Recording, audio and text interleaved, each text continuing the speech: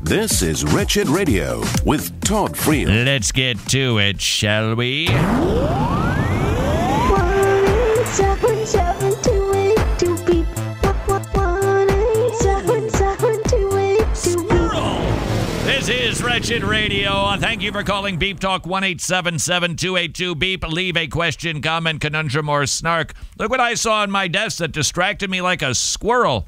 It's who's that, Tony?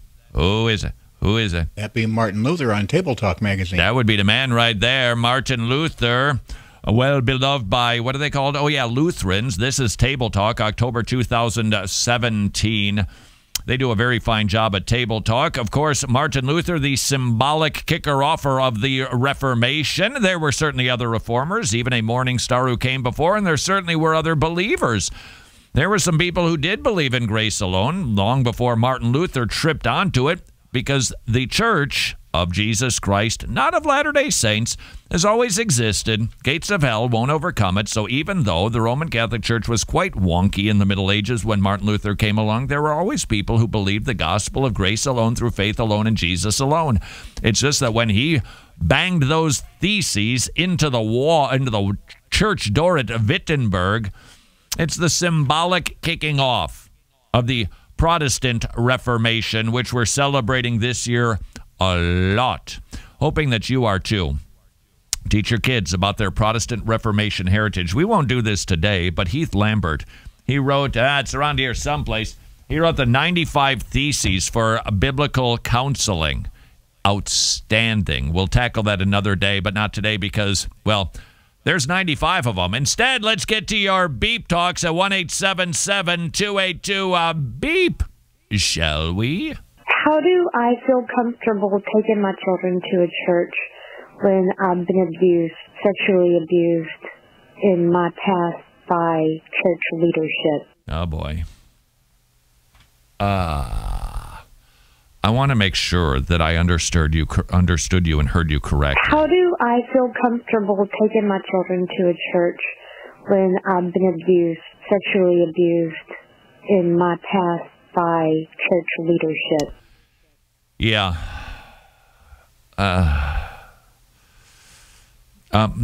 Might I say two things to you first, madam? First of all, I'm very sorry. Nobody should ever be sexually abused. Nobody. Ever. But to be sexually abused in a church, ooh, the wickedness. Even the world gets that. Why do they report on stories of pastors who stabbed their wife in the middle of the night, claiming it's Benadryl or whatever, allergy medicine that made him do it? And they're just aghast. Why? Because they even recognize those things shouldn't happen in the church. Sexual abuse, especially in the church, is so wicked, and I'm very, very sorry for that. And the second thing that I would say to you is thank you for having the courage of bringing it up. I think this is a subject that just needs to be addressed more very carefully because, and this is going to perhaps address your question, madam, we don't want to make every Christian, every pastor, every youth minister, every church sound like a den of sexual perverts, for they are not. So we don't want to be talking about all churches like, hey, you got to be looking out for this sexual abuse thing because this is what's going on. No, we don't want to make blanket statements like that. Having said that, to not be aware that this happens, even in good churches, is to simply be naive, foolish, and mean, and to not uphold the gospel of Jesus Christ and protect people, especially women and children. And so we need to handle this subject carefully. So I'm glad you brought it up. I think what you need to do, madam, is first of all, I would encourage you to tend to your own wounds. They are lingering. I don't know where you're at in the continuum of healing. So maybe you're well down that road, but if not, biblical counseling could help you so much, so profoundly.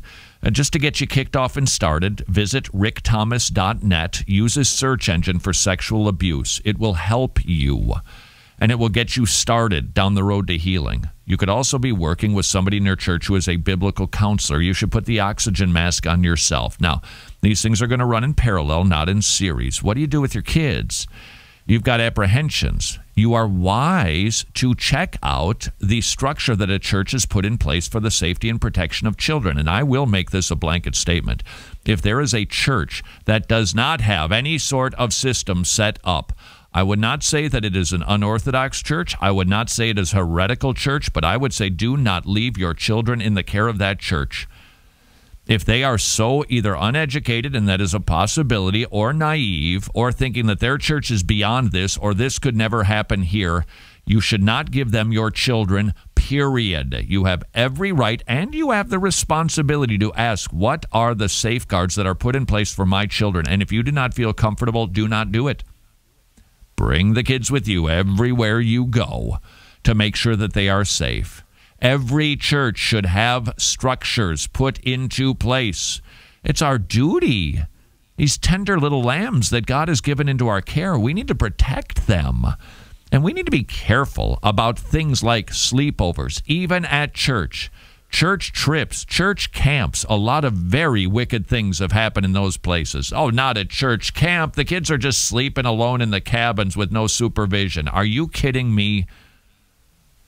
We cannot be too vigilant on this. Now, do we want to make sure that we don't cross the line into, oh, the horrors of sex, it's all dirty and horrible? No, we don't want to give that impression either, because we don't want kids growing up dirty, dirty, sex is dirty, dirty, it's awful, it's dirty. No, it's not. It's beautiful, it's wonderful, it's magnificent, it's amazing, and it's for you when you get married to somebody of the opposite gender for life. And you'll get to enjoy it then. So let's not make it the shameful thing, but let's be protective and let us be wise. And so, madam, how can you leave your kids with people at your church with your past? Get some healing. There's plenty available for you. I just mentioned the 95 Theses of Biblical Counseling. Believe me, the Bible has everything you need to overcome that traumatic past, that wicked thing that happened to you that was not your fault. Did you hear me, madam? It was not your fault. Maybe somebody has implied it was. Well, you dressed a certain way. You walked a certain way. You seem to be asking for it. It's their sin, not yours. They committed a crime against you, which is another shout out I must make at this time, because I unfortunately received too many emails from people sent to idea@wretchedradio.com saying that they're being abused by a spouse. What should you do if your spouse physically or even sexually molests you? And we know the difference. What do? Number one, you call this number. It's only 3 digits. Starts with 9. In the middle is a 1, and it ends with a 1. You call the police. That is a criminal act. And your husband has stepped out of the bounds of church authority into the authority of the government. You say, well, my husband might go to jail. Yep. That's what happens to criminals. It does not matter where they committed the crime. That's what our government does with them. You say, my husband, he'll be embarrassed at church. Yep. He sure will. That's what happens when you commit a crime. You should feel shame. You say, my husband, they might cause me to not live with him for a while. Yep, that's right. And if you're in an ongoing abusive situation, the Bible does not give you permission to divorce. Okay? The Bible doesn't give you permission to do that. But the Bible doesn't say that you need to stay in that home and get abused. And so you should work with your pastor and your elders to find a safe place to go so that you no longer have criminal acts committed against you.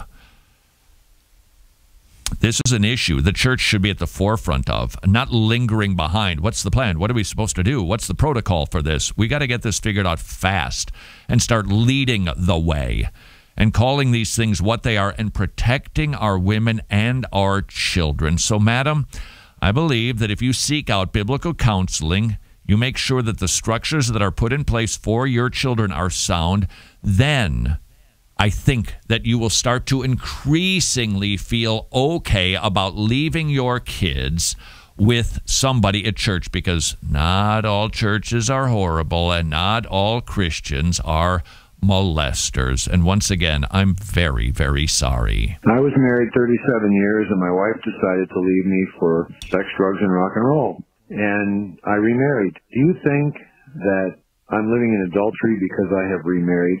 No. She left, right? That's if she died, you're no longer married.